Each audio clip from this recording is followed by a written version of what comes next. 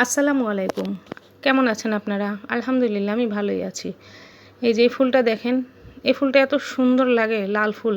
এই ফুলটার নাম হচ্ছে রঙ্গন। আমরা ছোটোকালে কী করতাম? তখন তো ছোট ছিলাম, বুঝতাম না। এই ফুলগুলোর এই পাপড়িগুলো তুলে নিতাম ডালসহ। তুলে নিয়ে মুখে দিয়ে টান দিতাম। তার মানে এটার ভিতর থেকে মিষ্টি, মিষ্টি মধুর মতো বের হতো। তো আপনারা কে কে কাজ করতেন জানাবেন। ছোটোকালে খুব দুষ্টু ছিলাম তো, ফুল ছিঁড়ে ছিঁড়ে এই যে বিশেষ করে এই ফুলটার ডালটা ছিলে ভিতর থেকে একটা মিষ্টি রসের মতো বের হয়, ওটা খেতাম। তো আপনারা কারা কারা এরকম দুষ্টুমি করতেন জানাবেন।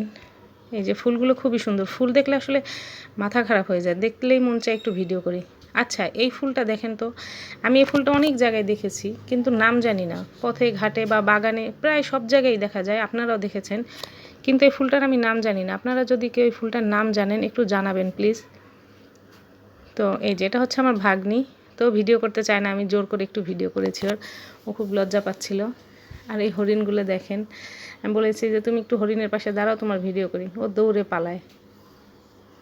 আর এই যে হরিণগুলো দেখেন, বিকালবেলা ঘুরতে গেলে খালি মন চায় একটু ভিডিও করি, সুন্দর সুন্দর দৃশ্য দেখলে খালি ভিডিও করে রেখে দিই। এই যে, তো আপনারা কারা কারা আমার ভিডিওগুলো দেখেছেন জানাবেন।